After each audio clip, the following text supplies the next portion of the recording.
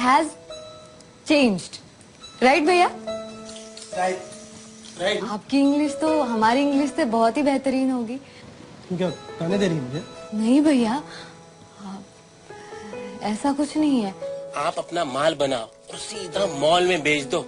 अरे मैं कहता हूँ बिजनेस भी बढ़ेगा और दाम भी दुगना मिलेगा। लेकिन उसको MRP ही क्यों कहते हैं? पर इंटरव्यू में जब सवाल जवाब होता है तो आई के बाद वॉज बोलूं या इज बोलूं? तू इंग्लिश स्पीकिंग का कोर्स क्यों नहीं करता?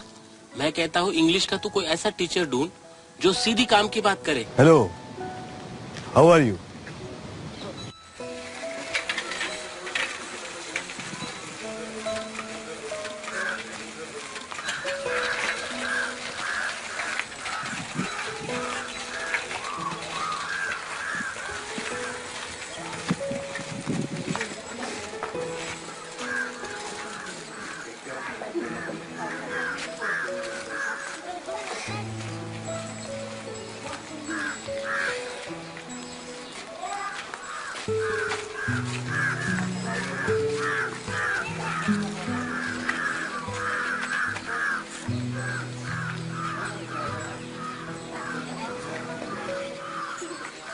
अभी भी नाराज हो?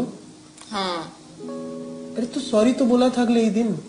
तो इंग्लिश में सॉरी बोल दिया तो खत्म बात? अच्छा बाबा, अब हिंदी में माफी मांगता हूँ, ठीक है? अब किसी और भाषा में मुझसे माफी मांगने के लिए मत कहना। अभी तो बस ये इंग्लिश आ जाए किसी तरह से, उतना ही काफी है। अरे आप यहाँ आए हो तो इंग्लिश सीख ही जाओगे। आपको पता है राम प्रसाद सर बड़े ही अच्छे टीचर है। अच्छा? वो हमें कुछ सिखाए और हमें ना आए, ऐसा हो ही नहीं सकता।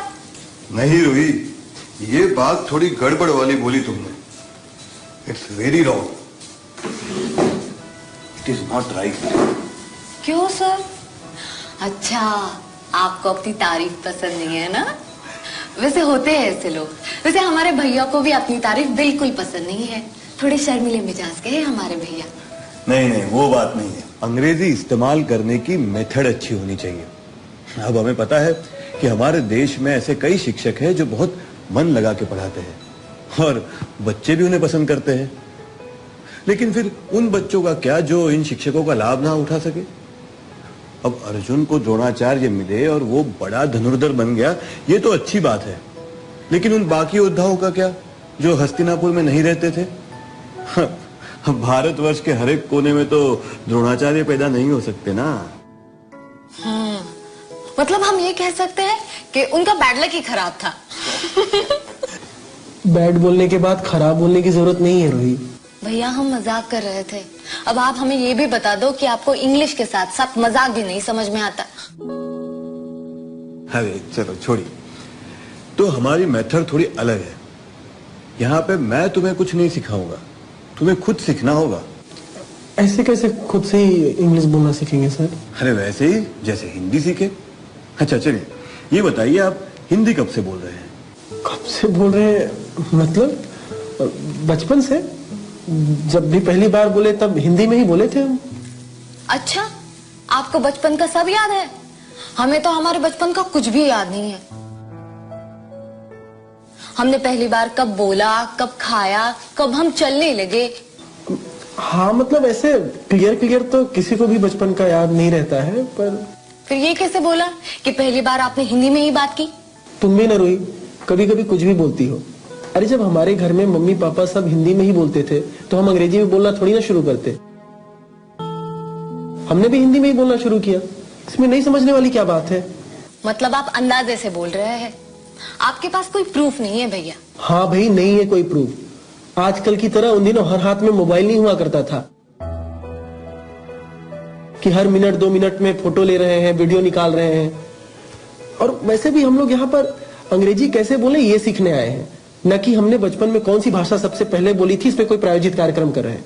आप यहाँ पे आए हो तो सीख ही लोगे। बस आप ये कंफर्म बताइए कि आप बचपन से हिंदी भाषा ही सीख रहे हैं। हाँ बाबा, स्वीकार करता हूँ कि सबसे पहले मैंने बचपन में हिंदी भाषा ही बोली थी। खुश? बहुत अच्छे। तो अब ये बताइए कि ये जो आप बचपन से हिंदी बोल रहे थे तो आप कितने साल के थे? हमारी माँ तो कहती है कि हमने जल्दी ही बोलना शुरू कर दिया था।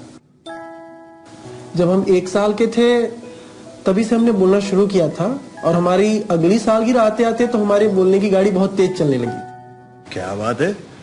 ठीक है, तो एक और बात बताइए कि ये जो साल 2 साल से आप हिंदी बोलना शुरू किए थे, तो आप कौन से क्लास गए थे?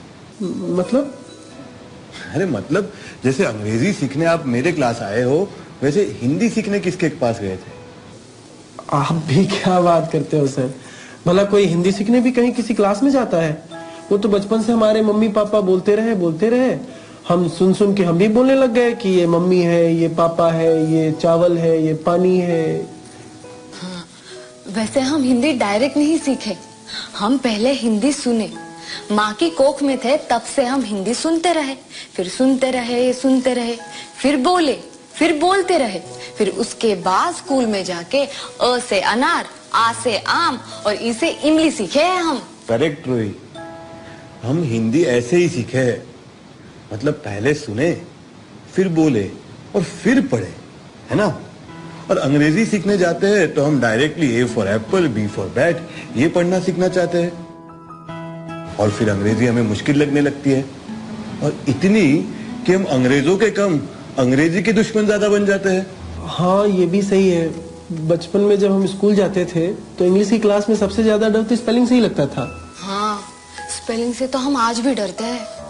इस आइसक्रीम की स्पेलिंग की वजह से हमें इतनी डांट पड़ी है, सर पूछिए मत। हम तो इस आइसक्रीम की स्पेलिंग से इतने डरते थे कि हम ये भी भूल गए थे कि उस शब्द में एक बढ़िया सा स्वाद छिपा है।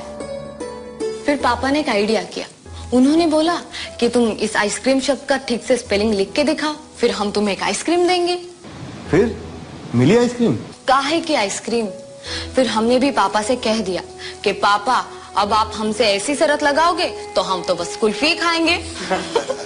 अच्छा, कोई बात नहीं। तो देखो, जैसे हम हिंदी सीखे वैसे ही अंग्रेजी सीखने वाले हैं जी। लेकिन ये जो लैपटॉप है ना, उससे तो हमारी मेथड ये है कि हम लैपटॉप पे बैंगन की फोटो देखेंगे और फिर उसे अंग्रेजी में ब्रिंजल कहते हैं ये सुनेंगे, और आइसक्रीम की भी फोटो पहले देखेंगे और फिर उसे आइसक्रीम कहते हैं ये सुनेंगे, बस।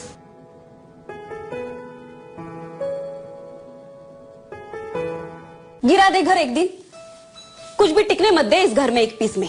हम तो पैदा ही नृत्य करने के लिए हुए हैं। नृत्य ये शब्द हिंदी में लिखना भी आता है तुम्हें? और नृत्य करने के लिए पढ़ना जरूरी नहीं है। तू थोड़ा मेरा हाथ बटाएगा तो कुछ पैसे जुट जाएंगे।